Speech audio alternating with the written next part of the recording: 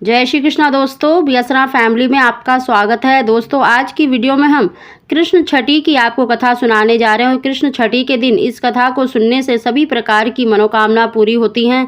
कृष्ण छठी के दिन इस कथा का श्रवण अवश्य करना चाहिए। दोस्तों, कथा प्रारंभ करने से पहले अगर अभी तक आपने मेरा चैनल सब्सक्राइब नहीं कर रखा तो सब्सक्राइब जरूर कर लें, बगल में बेल आइकन को भी दबा दें, जिससे मेरे आने वाली सभी लेटेस्ट वीडियो का नोटिफिकेशन सबसे पहले आप तक पहुँच सके। बोलो बाके बिहारी लाल की जय।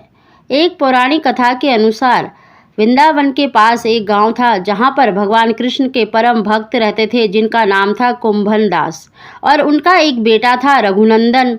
कुंभन दास के पास भगवान श्री कृष्ण की एक चित्र था, जिसमें वे बांसुरी बजा रहे थे। होठों पर मंद मंद मुस्कान थी, बहुत ही मनमोहक चित्र था। कुंभन दास हमेशा भगवान श्री कृष्ण की पूजा आराधना में लीन रहते थे। वे कभी भी अपने प्रभु को छोड़कर कहीं भी नहीं जाते थे। एक बार कुंभन दास को वृंदावन से भागवत कथा के लिए बुलावा आया। पहले तो कुंभन दास ने जाने से मना कर दिया, परंतु लोगों के आग्रह करने पर वे भागवत में जाने के लिए तैयार हो गए।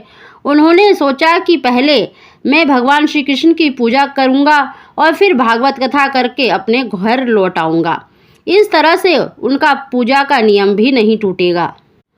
भागवत में जाने से पहले कुंभन दास ने अपने पुत्र को समझाया कि उन्होंने ठाकुर जी के लिए प्रसाद तैयार किया हुआ है और वह ठाकुर जी को भोग लगा दे और स्वयं भी ग्रहण कर ले।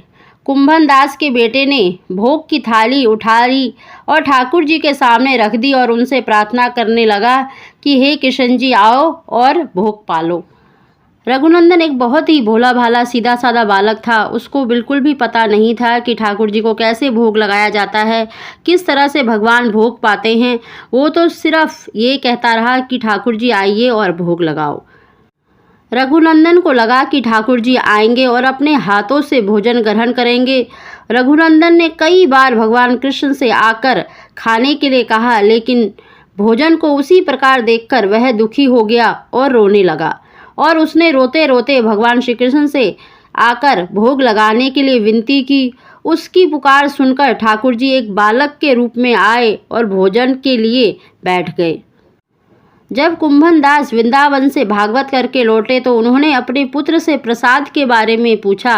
पिता के पूछने पर रघुनंदन ने बताया कि ठाकुर जी ने सारा भोजन खा लिया है। कुंभन दास ने सोचा कि अभी रघुनंदन नादान है, उसने सारा प्रसाद खा लिया होगा और डांट के डर से झूठ बोल रहा है। कुंभन दास रोज भागवत के लिए जाते और शाम तक सारा प्रसाद खत्म हो जाता। कुंभन दास को लगा कि अब रघुनंदन उनसे रोज झूठ बोलने लगा है, लेकिन वह ऐसा क्यों कर रहा है, यह जानने के लिए कुंभन दास ने एक योजना बनाई। उन्होंने भोग के लड्डू बनाकर एक थाली में रख दिए और दूर छिपकर देखने लगे। रोज की तरह उस दिन भी रघुनंदन ने ठाकुर जी को आवाज़ दी और भोग लगाने का आग्रह किया। हर दिन की तरह ही ठाकुर जी एक बालक के वेश में आए और लड्डू खाने लगे। कुंभन दास दूर से इस घटना को देख रहे थे। भगवान को भोग लगाते देख वह तुरंत वहां आए और ठाकुर जी के चरणों में गिर गए। उस समय ठाकुर जी के एक हाथ में लड्डू था और दूसरे हाथ में भी लड्डू खाने ही वाले थे, लेकिन ठाकुर जी उस समय पर वहीं पर जमकर रह गए और मूर्ति बन गए। तभी से लट्टू गोपाल जी के इस रूप की पूजा की जाने लगी। कुंभन दास के भाग में ठाकुर जी के दर्शन नहीं थे, क्योंकि ठाकुर जी को तो सरलता से पाया जा सकता है और रघुनंदन बहुत ही सरल था और नियत उसकी बिल्कुल साफ थी। उसने सच्चे मन से ठाकुर जी को पुकारा तो वो बालक के रूप में आ गए, लेकिन कुंभन दास के भाग में ठाकुर जी के दर्शन नहीं थे और ठाकुर जी उसी समय पर लट्टू गोपाल जी के रूप में परिवर्तित हो गए। तभी से लट्टू गोपाल जी की पूजा की जाने लगी। कुंभन दास ने ठाकुर जी को पंचामृत से स्नान कराया, उन्हें पीले वस्त्र चंदन लगाया और छठी के दिन उन कृष्ण जी की छठी बड़ी ही धूमधाम से मनाई गई।